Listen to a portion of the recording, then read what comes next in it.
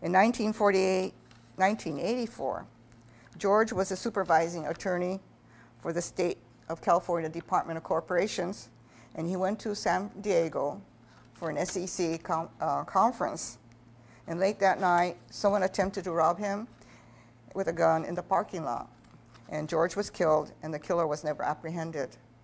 By now, there are many young Japanese Americans who have become lawyers, something lacking in our communities a generation ago. When these young Japanese Americans learned about the egregious violation of constitutional rights of their parents and grandparents, they could not believe it. How could you have let the government do that to you? They screamed. You were Americans. They did extensive research and began pushing the government for an apology and restitution.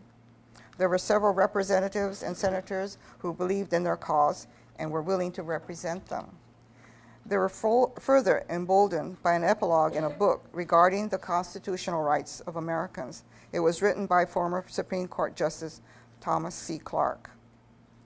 The truth is, as this deplorable experience proves, that constitutions and laws are not sufficient of themselves.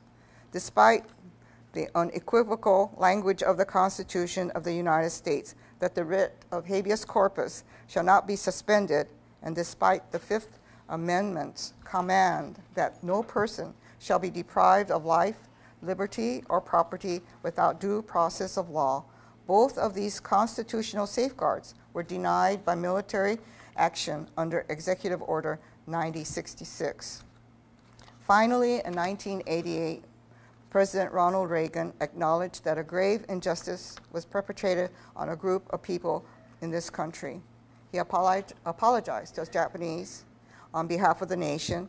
He also signed an order offering each living internee $20,000. You received $20,000, Grandma? Alyssa asked, surprised. That's more money than anyone can earn in years. It was 46 years after we were incarcerated. How can I explain to an 11-year-old the true worth of $1 when the inflation factor was considered?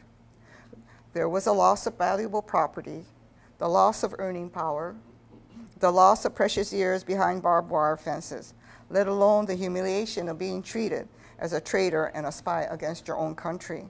Yes, it may sound like a rich sum, but we had lost much more. I told Alyssa that the money came in handy. I needed a new roof for my home, and I needed a new refrigerator, so nothing was left after that. I stayed busy during the 8 years of widowhood, teaching school and enjoying a family life with my 2 adult children. In 1992, I met Jon Shirota, and we were married that year. And we recently celebrated our 15th wedding anniversary. My daughter, Alyssa's mother, is a school teacher. Her husband, Alyssa's dad, is an aeronautic engineer, and they live in Southern California. My son, who majored in economics, is married to a neurologist, and they live comfortably in Portland, Oregon. And their 2 children are half Japanese and half Caucasian, and they're a joy to be around. John, I did not know at that time, had written a couple of novels and many magazine articles, and had also written several plays which were produced in Los Angeles, New York, Hawaii, and later in Okinawa and Tokyo. I always enjoyed American literature and plays, and today I share John's enthusiasm for playwriting and help edit his works. I hope my granddaughter, Alyssa, will one day learn from my experience that life is full of unforeseeable events, that out of tragedies, setbacks, and pain, there are always hope, faith, and a foreseeable light at the end of the tunnel, that life is a continuous learning process. I also hope that she will embrace an ancient Japanese philosophy, shikata ga nai.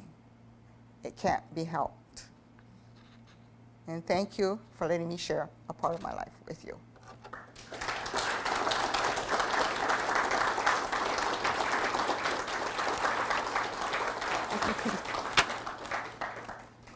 We have some time for questions. Good. I'm sorry, I missed the very beginning. Yes. How did they come and get you, they posted these notices, the Executive 9066, telling that you were being evacuated and to be at certain places. And my family, we had to go to a Buddhist temple, and from there, they bused us to Santa Anita. Did you realize where you were going or what? No, we didn't. We didn't, not at the time, no. All we knew is we were being uprooted from our home.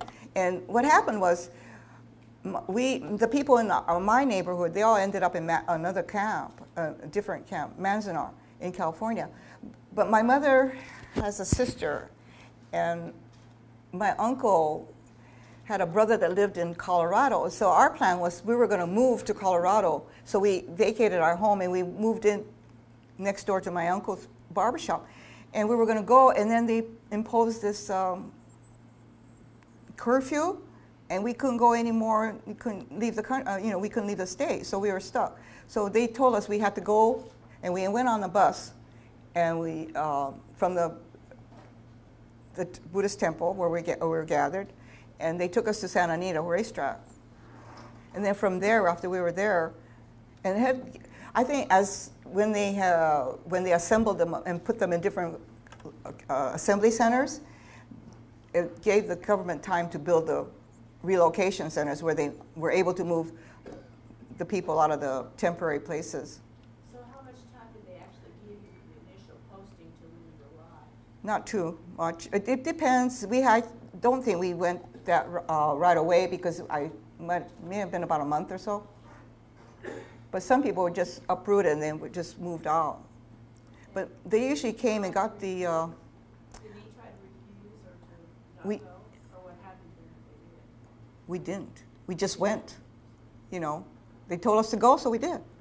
I mean, and most of our leaders at the time were the Iseis that came from the old country. And we didn't have very many Niseis, the second generation, that were not knowledgeable enough to know. I think there were 3 that did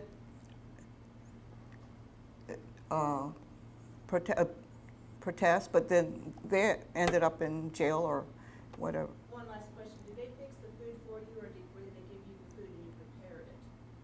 Pardon? Did they prepare the food for you, or did they? Oh, no, they had a mess hall.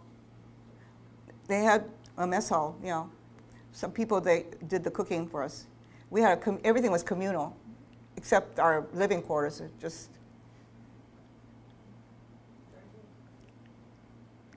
very barren.